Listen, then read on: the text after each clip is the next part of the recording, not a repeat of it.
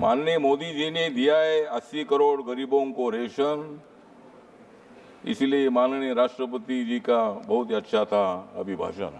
मोदी जी कर रहे हैं मजबूत नेशन, मोदी जी कर रहे हैं मजबूत नेशन, इसलिए मैं यह दे रहा हूँ आपके सामने मेरा भाषण। नरेंद्र मोदी जी प्रधानमंत्री बने हैं तीसरी बार, क्योंकि कांग्रेस और इंडिया आघाड़ी की हो गई है हार। मोदी जी प्रधानमंत्री बनेंगे बार बार बार, और कांग्रेस की हो जाएगी हार हार हार। सब इतने नेता मोदी जी को हराने के लिए इकट्ठा आए हैं, लेकिन तुम मोदी जी को हरा नहीं सकते हैं। मैं मोदी जी के साथ हूं। श्री रामदास अठावले।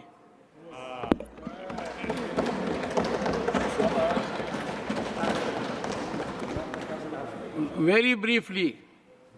सभापति महोदय,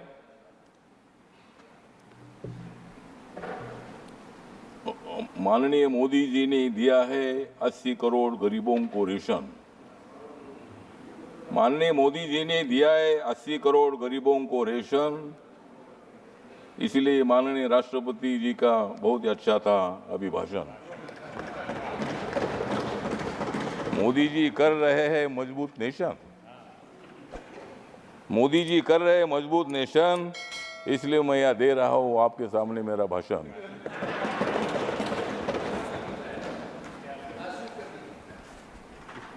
नरेंद्र मोदी जी प्रधानमंत्री बने हैं तीसरी बार,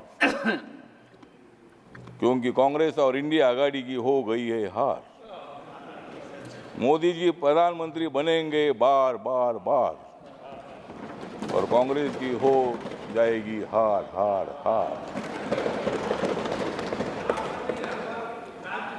संविधान बदलेगा ये प्रचार झूठा था, संविधान बदलेगा ये प्रचार झूठा था, क्योंकि कांग्रेस ने सारा देश लूटा था।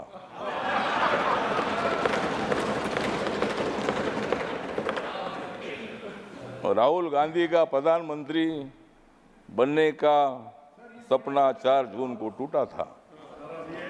राहुल गांधी का प्रधानमंत्री बनने का 4 जून को सपना टूटा था।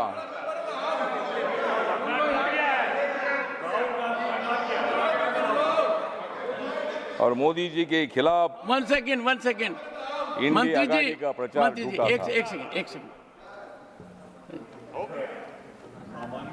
यही है कि जो व्यक्ति दूसरे सदन का सदस्य हो उसके बारे में कोई आक्षेप नहीं लगाया जा सकता, और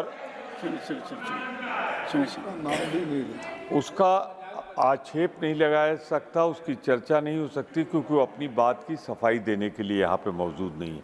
तो मेरा विनम्र निवेदन है कि नाम चूंकि राहुल गांधी जी का लिया है तो उसे कार्रवाई से निकालें। Honourable minister, please avoid, please take your seat. Yes, हाँ बोलिए सर। हाँ तो सर जी, मैंने इतना ही बोला था कि सपना थोड़ा आदमी का होता है, ऑनरेबल मिनिस्टर चाहिए, सपने में जीना ही अपना काम ही है। ऑनरेबल मिनिस्टर, और इसीलिए मतलब हम इतना ही बताना चाहते हैं कि संविधान के संबंध में बहुत बड़ा ब्लैकमेल करने का काम किया था, जनता में फूट पैदा करने का काम किया था। जिन लोगों को जेल में डाला था ये सब लोग एक साथ आए थे। हमारे संजय जी है, संजय जी, हमने आपको जेल में नहीं डाला था, नहीं हमने नहीं डाला था, ईडी ने डाला था। आपके बारे में आदर है। अन्ना हजारे जी हमारे महाराष्ट्र से आते हैं, अन्ना हजारे साहब के साथ मेरे संबंध बहुत अच्छे हैं। अरविंद केजरीवाल जी उनके आंदोलन से आगे आए हैं, और भ्रष्टाचार के खिलाफ आपने आवाज उठाई है। आम आदमी पार्टी है, आपका पार्टी है, आपने काम अच्छा किया था, लेकिन थोड़ी गड़बड़ हो गई, इसीलिए ऐसा हो गया। अब तो इसीलिए ठीक बात है। तो इसीलिए हमारा कहना इतना ही है कि संविधान के बारे में बाबा साहब अम्बेडकर जी ने संविधान लिखा है। जिस बाबा साहब अम्बेडकर जी ने संविधान लिखा, आज बाबा साहब का नाम लिया जाता है, संविधान का किताब दिखाया जाता है। लेकिन मैं इतना बताना चाहता हूं, ये कांग्रेस पार्टी ने बाबा साहब को 2 बार हराया था।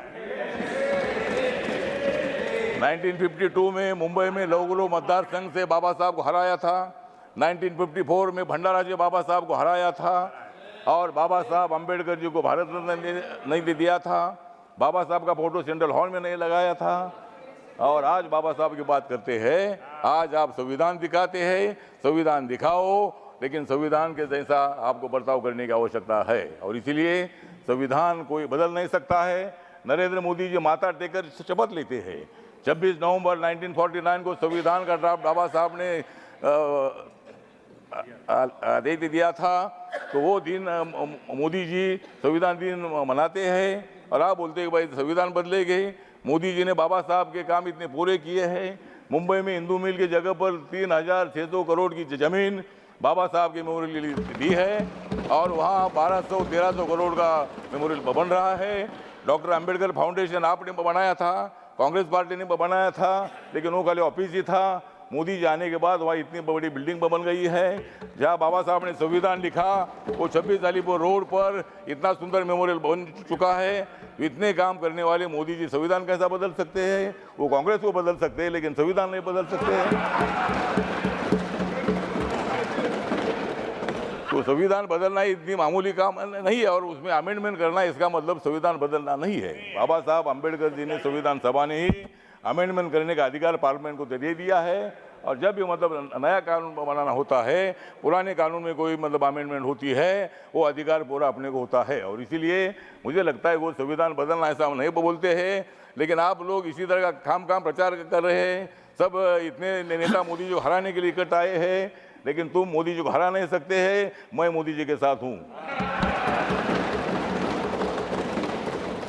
मतलब ठीक बात है, आपको लोकतंत्र में अधिकार है, आपकी सीट ज़्यादा ये अच्छी बात है, और आप इतनी ज़्यादा सीट ना आए कि आप उधर ही रहे और हम इधर ही रहे, मतलब ऐसा भविष्य में होगा तो ठीक बात है।